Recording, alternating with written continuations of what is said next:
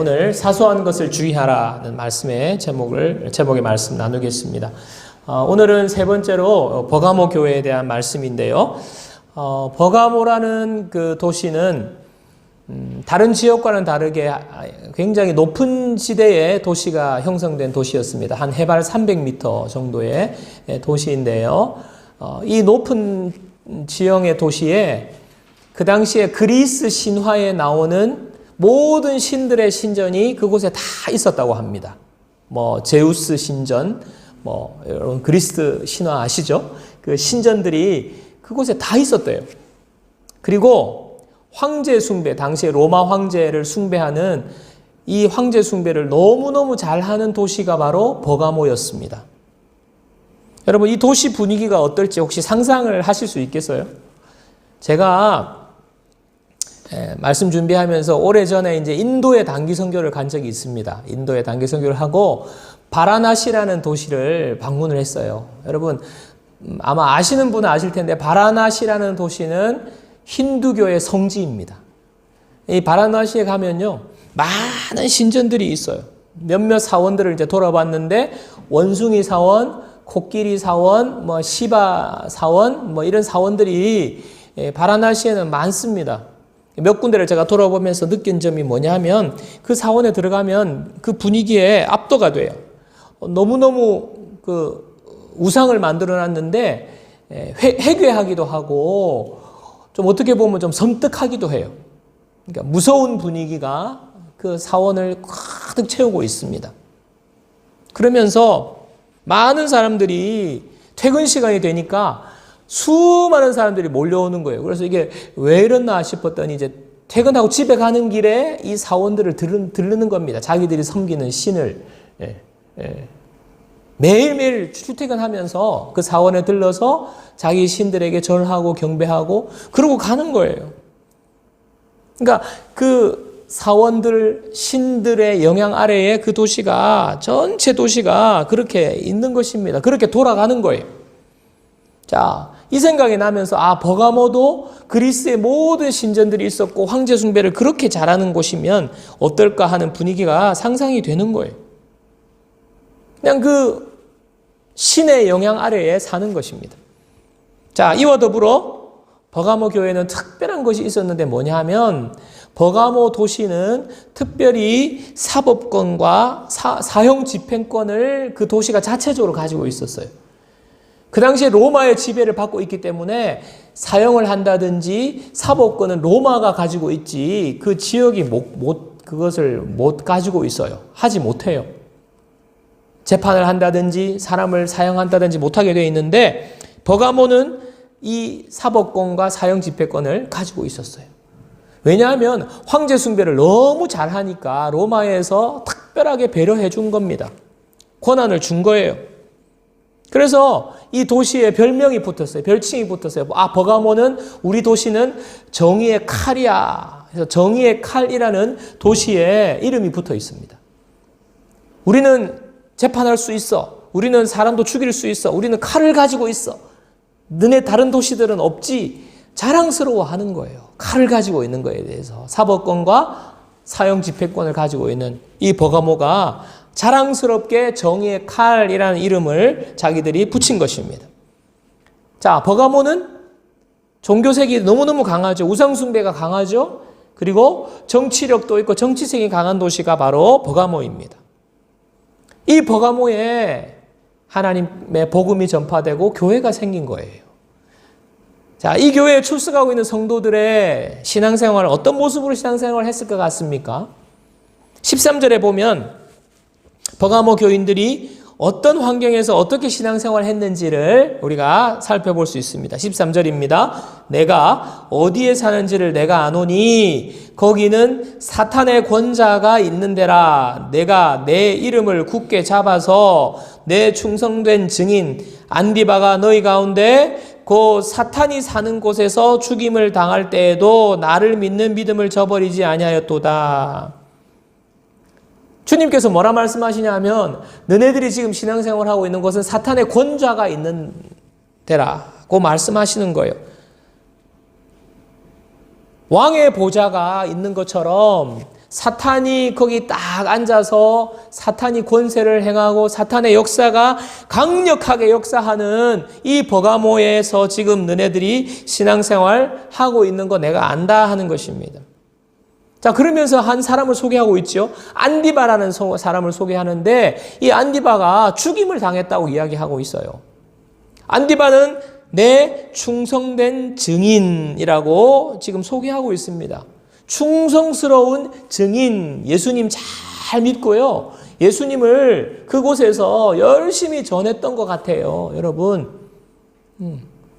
그 지금 그리스의 모든 신들의 신전이 있는 그곳, 황제 숭배가 있는 그곳, 사탄이 여기서 그냥 여기를 지금 본부로 생각하고 있는 사탄이 다스리고 있는 이곳에서 열심히 복음을 전한 거예요. 예수님을 증거한 것입니다. 그러다가 지금 어떻게 됐어요? 사탄이 사는 곳에서 죽임을 당했다는 것입니다. 끌려간 거예요. 예수 믿는 것 때문에. 예수님 전하다가 지금 신전으로 끌려간 겁니다.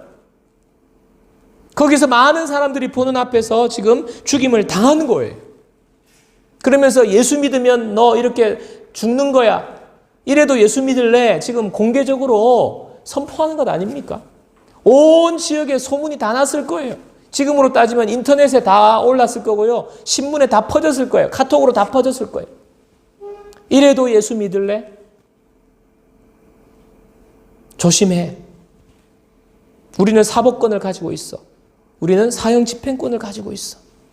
지금 이런 분위기 아닙니까? 그런데 그렇게 죽임을 당할 때에도 나를 믿는 믿음을 저버리지 아니하였도다. 성도들이 그럼에도 불구하고 믿음 잘 지킨 거예요. 주님을 사랑한 겁니다. 예수님이 이거 칭찬하시는 거예요. 오늘 버가모 교회를 향하여서 칭찬하시는 예수님은 좌우에 날선 검을 가지고 있는 분이라고 말합니다. 좌우에 날선 검을 가지신 분. 여러분 아까 버가모라는 도시의 별칭이 뭐라고 그랬죠? 정의의 칼. 우리가 칼을 가지고 있어. 그런데 주님이 말씀하시는 거예요. 내가 좌우에 날선 검을 가지고 있다는 거예요. 예수님께서 지금 우리에게 뭐라 말씀하시는 겁니까? 버가모 교회에게 뭐라고 말씀하시는 겁니까? 진정한 심판주는 예수님 뿐이라는 것을 말씀하시는 거예요. 버가모가 사법권과 사형 집행권을 가지고 있으면서 사람도 재판하고 어떤 사람은 마음대로 죽이기도 하지만 실제로 죽였지만 좌우에 날선 검을 가지신 분, 모든 것을 심판하시는 분은 예수님 한 분뿐이라는 말씀이세요. 여러분 마태복음 10장 28절에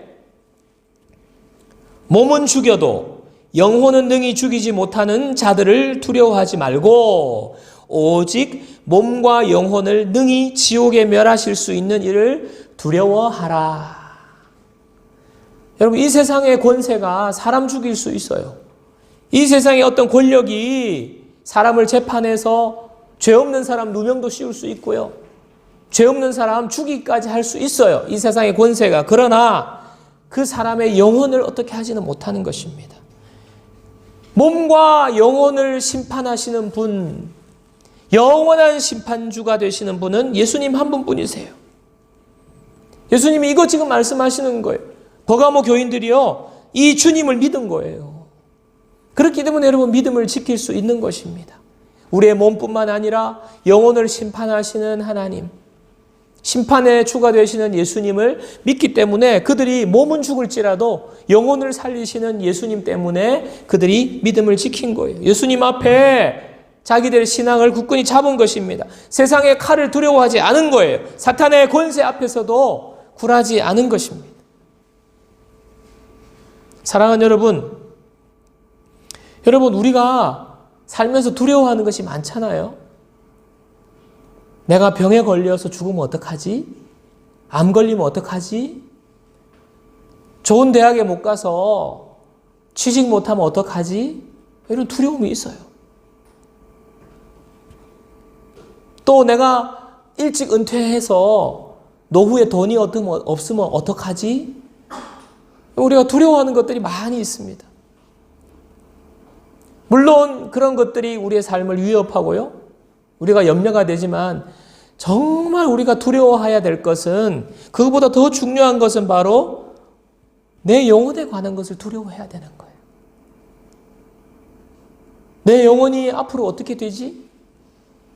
이 세상의 삶이 끝나고 나면 내 영혼은 어디로 가지? 영원한 생명이 내 가운데 없으면 어떡하지? 여러분, 정말 우리가 두려워해야 할 것들은요, 이러한 영혼에 관한 것이고요, 영혼을 두려워하는 거예요.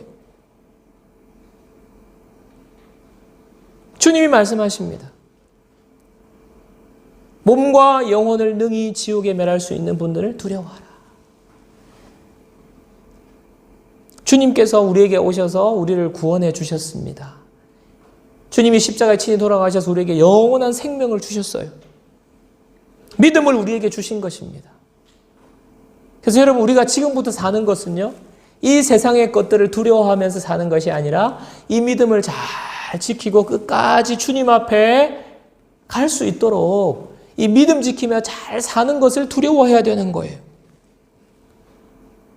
많은 사람들이 열심히 고행을 해서 구원받는다 그러면 정말 열심히 살 거예요.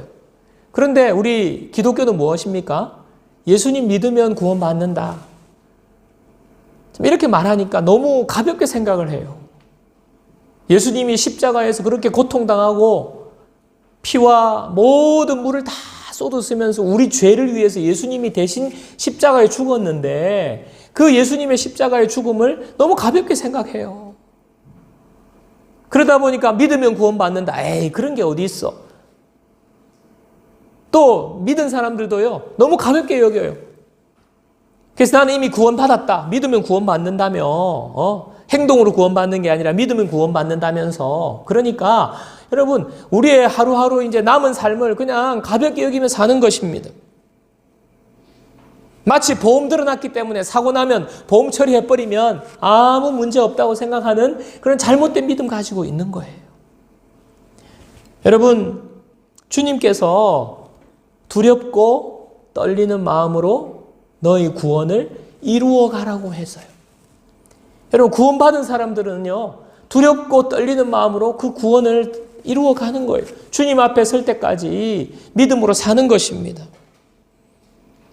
그래서 우리가 날마다 영원한 심판주 되시는 예수님을 알고 예수님이 우리를 심판하신다는 것을 알고 그러나 우리가 믿음으로 구원받았다는 걸 알고 그 믿음을 잘 지키면서 주님 앞에 설 때까지 우리가 잘 살아가는 거예요. 믿음 생활 잘 하는 것입니다. 그래서 믿음도 중요하지만 우리가 믿음을 잘 지키면서 우리의 삶으로 잘 사는 것이 너무너무 중요한 거예요. 주님이 그래서 지금 오늘 버가모 교인들에게 너무너무 칭찬하시는데 너희들이 죽기까지 믿음을 잘 지켰는데 그러나 책망할 게 있다라고 말씀하시는 거예요. 이런 관점에서 우리가 14절 15절을 보겠습니다. 14절 15절 그러나 내게 두어 가지 책망할 것이 있나니 거기 내게 발람의 교훈을 지키는 자들이 있도다. 발람이 발락을 가르쳐 이스라엘 자손 앞에 걸림돌을 놓아 우상의 제물을 먹게 하였고 또 행음하게 하였느니라. 이와 같이 내게도 니골라당의 교훈을 지키는 자들이 있도다. 여러분, 지금 발람의 교훈이라는 게 나오고요, 니골라당의 교훈이라는 말이 나오고 이 교훈을 지키는 자들이 교회에 있다는 거예요. 여러분, 발람은 선지자 이름입니다. 발람 선지자예요. 옛날에 모압 왕이 발락이라는 사람이 있었는데 발락은 모압 왕이고 발람은 그 당시에 선지자였는데 모압 왕 발락이 이스라엘 백성들을 너무너무 싫어하는 거예요. 저 이스라엘 백성들 지금 망하게 해야 되겠다. 그래서 발람 선지자에게 사람을 보냅니다. 돈도 많이 보내요. 그래서 제발 당신의 능력이 있으니까 당신이 이스라엘 백성들 저주해라. 이스라엘 백성들 망하도록, 이스라엘 백성들 사고당해서 다 죽도록, 병 걸려 다 죽도록. 그런데 발람 선지자가 안 하는 거예요. 못 하는 거예요. 왜냐하면 하나님이 자꾸 막으시는 거예요. 그래서 무슨 일이 일어나냐 하면 발람 선지자가 지금 나귀를 타고 가는데 나귀가 안 가는 거예요. 버티는 거예요.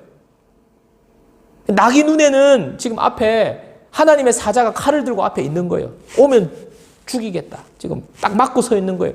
나귀 눈에는 보이는데 선지자 눈에는 안 보이는 거예요. 그래서 이 선지자가 이 나귀가 왜 이러나 하고 나귀를 두들겨 패는데 나귀가 지금 하나님의 사자가 앞에 서 있으니 못 나가는 거죠. 그러니까 하나님께서 나귀 입을 빌려서 나귀가 말을 하라는 거예요.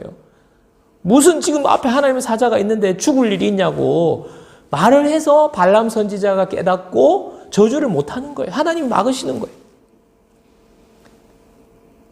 모압 왕 발락이 이제 안 되니까 발람 선지자가 그래도 이 유혹에 넘어가서 어떻게 하냐면 꾀를 내는데 이스라엘 백성들을, 이스라엘 남자들을 모압이 제사하는 곳에 초대를 다 한 거예요.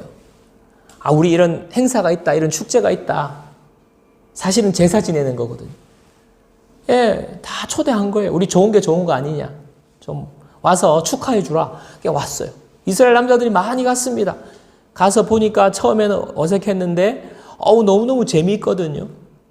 제사 지내고 먹고 마시고. 그런데 제사 지내는 마지막에 무슨 일이 일어났냐?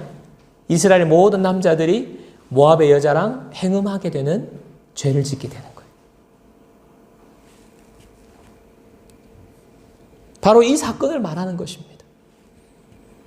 자, 니골라당의 교훈은 또 뭐냐? 당시 영지주의라는 이단이 있었는데 이 영지주의는요, 영혼이 중요하고 육체는 별로 중요하지 않다고 생각하는 거예요. 그래서 영혼만 구원받으면 된다라고 생각하는 이단이 영지주의 이단이에요. 자, 영혼만 구원받았으면 육체는 상관없으니까 마음대로 해야 된다는 거예요. 육체로 쾌락도 즐겨도 되고, 육체로 행음해도 되고, 육체로 그냥 어떤 나쁜 짓을 해도 육체는 쓸모없는 거니까 상관없다. 이게 바로 니골라당의 교훈입니다.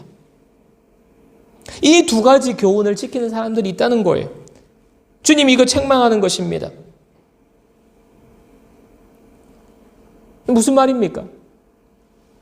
세상의 유혹에 조금씩 끌려 들어가는 거예요. 세상의 탐심에 끌려 들어가는 것입니다. 세상이 다 그렇게 하는 행운에 빠지는 것입니다. 그리고 이런 거에 대해서 관대하게 생각하는 거예요. 지금 교회가. 여러분, 이스라엘 백성들이 처음부터 모압이 제사 지내는 곳에 그렇게 가서 그 제사에 인발부하고 그 다음에 여자들과 행음할 거라고 작정하고 갔겠습니까? 좀 찝찝한데. 그러나 그냥 와서 그냥 앉아있기만 해라. 너무 그렇게 우리 살지 말고 그렇게 살지 말고 어느 정도 그냥 친하게 지내자 하고 초대한 것 아니에요? 별일이 있겠어? 한번 가보는 것 어때? 사소하게 여긴 것입니다. 사소하게. 기독교 변증가로 유명한 C.S. 루이스라는 우리 여러분 작가를 잘 아실 텐데요. 이분이 쓴 스크루테이프의 편지라는 책이 있습니다. 이 책은 가상의 인물을 이제 악마, 스크루테이프는 악마예요. 악마 이름이 스크루테이프인데 이 악마가 조카인 웜워드라는 조카에게 한 수 가르쳐 주는 거예요. 어떻게 내가 악마로서 그리스도인들을 공격할 수 있는 좋은 전략을 지금 30가지를 이렇게 적어 보냈는데 그 중에 좀 몇 가지를 소개해 보겠습니다. 들어보십시오. 자, 악마인 스크루테이프가 조카에게 이렇게 말합니다. 그리스도인들이 세속에 만족하는 마음이 무용지물이 되지 않도록 그렇게 해라. 죄의 심각성을 알아차리지 못하도록 사소한 것으로 여기게 만들어라. 과식보다는 미식을 통해서 탐식하게 하라. 이런 전략도 있어요. 사랑에 빠지는 것을 성이나 결혼의 유일한 근거로 여기게 하라. 제가 한 4가지 전략을 여러분에게 말씀드렸습니다. 여러분 무엇입니까? 신앙생활 잘 해라, 열심히 해라, 좋아. 그러나 세속적인 것도 좀 만족하면서 살아라고 이렇게 아예 세속에 대해서 만족하지 못하도록 그렇게 하는 마음을 닫지 않도록 잘 하라는 거예요. 죄가 그렇게 심각한 건 아니라고 생각하게 만드는 것입니다. 여러분 과식하는 건 나쁘다. 잘 알잖아요. 과식하지 말라는 것이 아니라 미식, 맛있는 거 찾아다녀라라고 지금 유혹하는 것입니다. 사랑에 빠지는 것을 성이나 결혼의 유일한 근거로 생각하게 하라. 무엇입니까? 사랑한다면 괜찮다는 거예요. 사랑한다면. 그리고 사랑에 빠지지 않는 것은 이제 그만 때려치우라는 것입니다. 사랑하지 않는다며, 결혼을 했어도 사랑하지 않는다면 다시 헤어지고 결혼에 사랑에 빠지는, 또 다른 여자와 사랑에 퐁당 빠지면 이 여자 버리고 이 여자하고 살아라는 거예요. 사랑이면 됐지 않냐 하는 것 아닙니까? 여러분, 마귀가요, 엄청난 고난이나 고통 주면서 예수 믿지 말라고 공격하는 것이 아니에요. 지금 믿는 거 좋은데 세속적인 만족도 좀 누리면서 살고 죄에 대해서 너무 심각하게 생각하지 말라는 거예요. 예수님 다 용서해 주시는데 뭐 그렇게 죄에 대해서 심각하게 생각하냐. 그렇게 안 해도 돼. 사소하게 생각하게 만드는 거예요. 사소한 것으로 여기게 만드는 거예요. 탐심을 사소하게 여기게 만드는 거예요. 모압 사람들이 제사하는 것은 정말 그 모압의 신을 정말 사랑하고 모압의 신을 향한 그 마음이 아닙니다. 신을 경배하는 것이 내 유익을 위해서예요.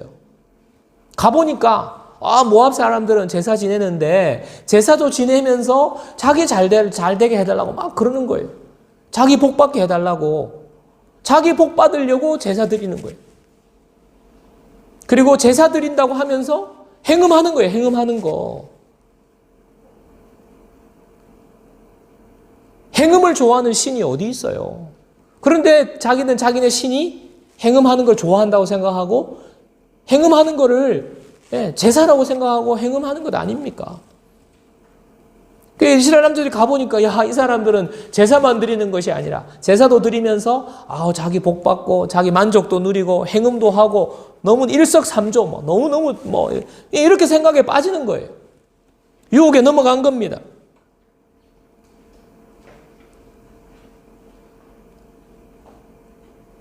신도 섬기면서 탐심도 채우고 신도 섬기면서 행음도 하고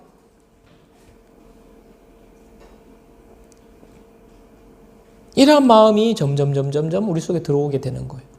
사소한 탐심을 불어넣는 거예요. 근데 여러분 그 탐심이 점점 커져서 신앙생활을 못하게 만듭니다. 장사하면서 주일 성수 잘하는 분들이 어느 날 갑자기 주일날 또 가게 문을 여는 것을 많이 보았어요. 너무너무 어렵다고 가게 문 열고 조금 더 돈이 필요하다고 지금 아이가 대학 갔는데 돈이 필요하다고 돈 때문에 다시 장사하고 탐심이 들어오는 거예요. 정직하게 법 잘 지키면서 사업 잘 하던 사람이 어느 날 불의한 방법을 쓰고 뇌물 주고 다른 사람 접대해 가면서 이렇게 사업하는 것 탐심이 들어오면서 사소한 탐심 때문에 그렇게 되는 거예요. 여러분 세상의 부모들이 생각하는 그 자녀 교육이 있잖아요. 우리가 세상 사람들과 교제해 보면요. 저도 그런 걸 느꼈어요.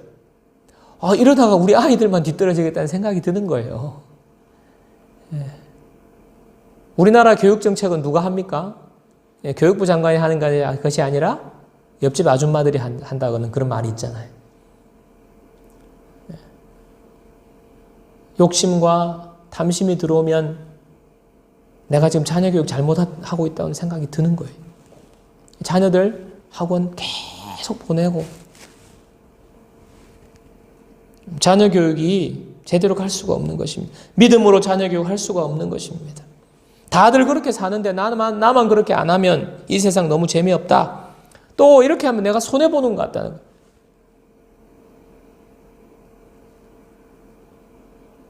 우리가 그런 것들에 눈을 돌 탐심이나 우리의 쾌락이나 이런 것에 눈을 돌리면 그런 마음이 들게 돼 있어요. 그래서 이 정도는 괜찮겠지. 이 정도는 괜찮겠지. 탐심을 사소하게 여기고 쾌락을 사소하게 여기고 세상들이 누리는 것들을 다 사소한 것으로 여기고 나도 예수님 믿지만 저 정도는 해도 될 거야 라고 생각하는 마음, 바로 발람의 교훈, 니골라당의 교훈이라는 거예요. 여러분 아까도 말씀드렸지만 우리가 교회 출석하고 예배드리고 헌금하고 이런 봉사하고 이런 종교적인 헌신도 중요하지만은 우리의 일상의 삶 속에서 사는 삶에서 그리스도의 삶을 분명하게 살아야 되는 것입니다. 하나님이 기뻐하시는 삶을 살아야 되는 것입니다. 골로새서 3장 5절 6절을 보십시오. 그러므로 땅에 있는 지체를 죽이라. 곧 음란과 부정과 사욕과 악한 정욕과 탐심이니 탐심은 곧 우상 숭배니라. 이것들을 인하여 하나님의 진노가 임하느니라. 여러분, 음란, 부정, 음행으로 정리할 수 있습니다. 그죠? 사욕과 악한 정욕과 탐심이죠. 오늘 계시록을 통해서 말씀하시는 그 두 가지, 이런 것들이 다 우상 숭배고 땅에 있는 지체라는 말씀인데, 이 땅에 있는 지체를 죽이라. 죽이라는 단어는요, 여러분, 분명하고 강한 단어 아닙니까? 적당하게 눌러라, 적당하게 해라가 아니에요. 땅에 있는 지체를 죽이라는 것입니다. 탐심, 쾌락, 행음에 대해서 절대로 이 정도는 괜찮겠지, 사소하게 생각하지 말라는 거예요.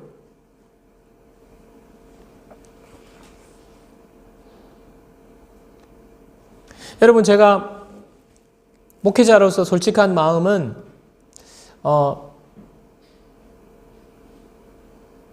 참 많은 부분 여러분이 세상 속에서 고군분투하면서 그리스도의 백성으로 살고자 하는 그 모습에 대해서 정말 격려하고 싶고 힘을 주고 싶은 마음이 제 솔직한 마음이고요. 또 그 반대로 너무 세상의 문화를 많이 따라가서 세상 사람들이 교제하는 방식으로 교제하고 술이나 담배나 또 모르겠습니다. 우리 교회는 절대로 그렇지 않을 것 같은데 큰 교회는 얼마나 그런 사람들이 있겠어요. 주중에 행음하는 사람도 있지 않겠습니까? 불륜 가운데 있는 사람도 있지 않겠습니까? 예. 부인과의 관계 외에 다른 여자와의 관계를 가지고 그러면서 주일날 와서 앉아있는 그런 성도가 왜 없겠어요?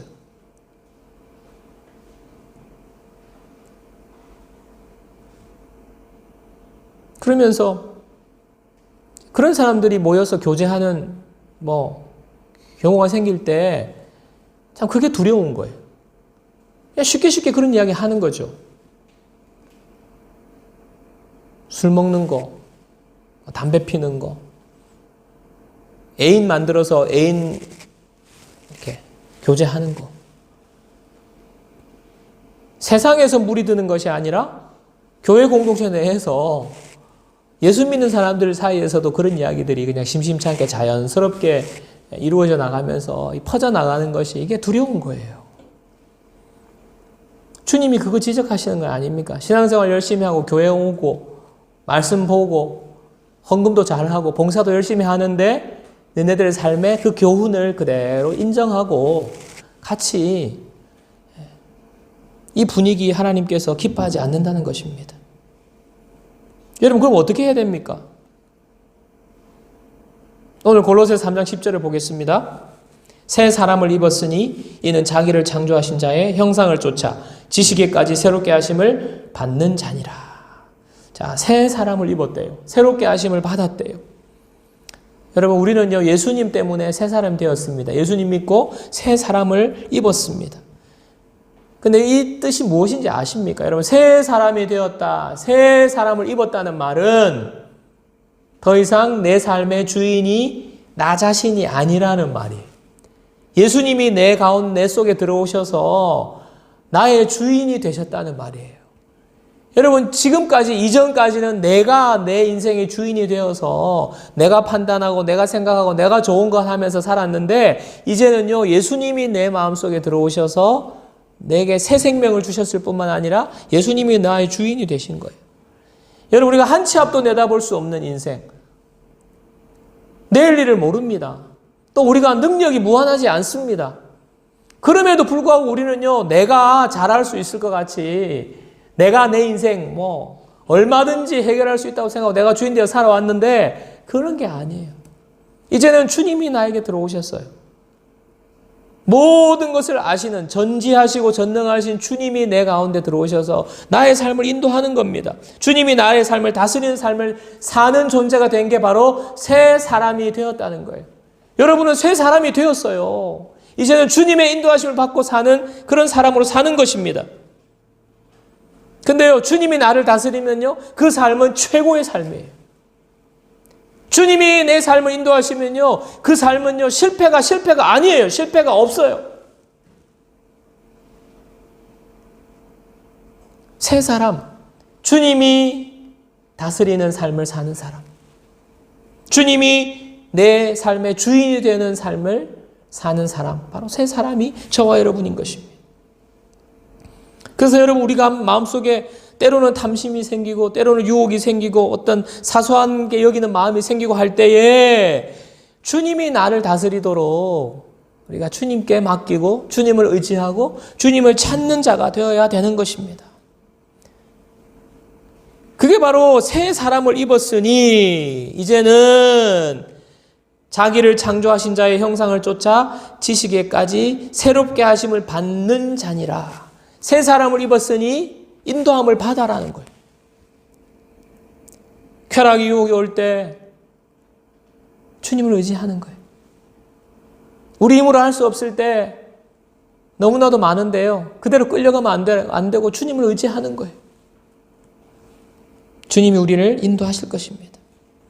여러분, 제가 주일학교 다닐 때는 이런 이야기 많이 들었어요. 야, 주일에 돈 쓰면 안 돼. 주일에 가게 가서 뭐 사 먹으면 안 돼. 주일에 택시 타면 안 돼. 얼마나 여러분 그런 이야기 다 들으면서 지내왔잖아요. 여러분, 저는 이 시간에 그것이 죄다, 죄가 아니다라는 걸 말씀하시는 게 아니라 그만큼 그 당시에는요, 사소한 것이라도 예민하게 하나님 앞에 반응하려고 했다는 거예요. 조금이라도 잘못하면 안 된다고, 거룩함을 잃는다고 생각하고 얼마나 사소한 것에 우리가 조심했는지 모릅니다. 용납하지 않는 거예요. 구별된 삶을 살았어요. 근데 지금은요, 여러분, 그리스도인과 그리스도인, 비그리스도인의 구별하는 구별점을 어디서 찾을 수 있어요? 그냥 주일날 몰래 교회에 오는 사람, 그리스도인. 집에서 그냥 계속 자고 놀러 다니는 사람, 비그리스도인. 그 정도 구분 외에 여러분 구별할 수가 없잖아요. 세상 사람들과 똑같이 탐심에 잡혀 있지 않습니까, 여러분?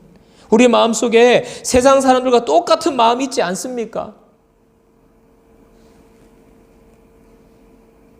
세상 사람들과 똑같이 행음하는 마음이 있지 않습니까? 주님 책망하시는 거예요.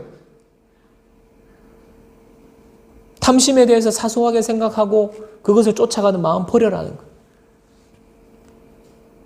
신앙도 적당히, 세상도 적당히, 신앙 반, 세상 반, 반반. 주님이 기뻐하지 않는 것입니다. 계시록 3장 17절 마지막으로 보겠습니다. 귀 있는 자는 성령이 교회들에게 하시는 말씀을 들을지어다. 이기는 그에게는 내가 감추었던 만나를 주고 또 흰 돌을 줄 터인데 그 돌 위에 새 이름을 기록한 것이 있나니 받는 자밖에는 그 이름을 알 사람이 없느니라. 감추었던 만나를 주신대요. 여러분, 만나는 하나님의 공급입니다. 하나님 채워주시는 것입니다. 하나님이 풍성한 은혜를 주시는 거예요. 우리가 탐심을 쫓아서 어떤 쾌락을 쫓아 세상적인 사소한 것에 마음 빼앗기지 않으면요, 하나님이 다 채워주시는 거예요. 하나님이 감추었던 만나를 우리에게 부어주시는 거예요. 흰돌에 새겨진 새 이름을 주시는데 받아서 본 사람 외에는 볼 사람이 없다. 자기 이름 새겨진 거 하나님 주신다는 거예요. 확신을 주신다는 거예요. 구원의 확신을 주신다는 것입니다.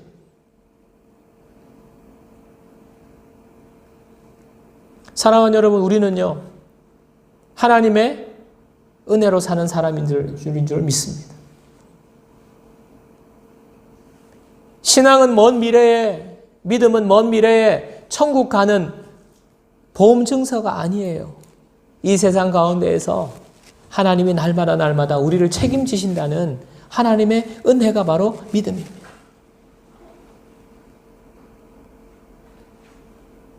여러분, 세상 사람들처럼 그것에 마음 뺏기지 않아도 하나님의 채워주시는 은혜를 체험하는 저와 여러분들 되기를 주님의 이름으로 축원합니다.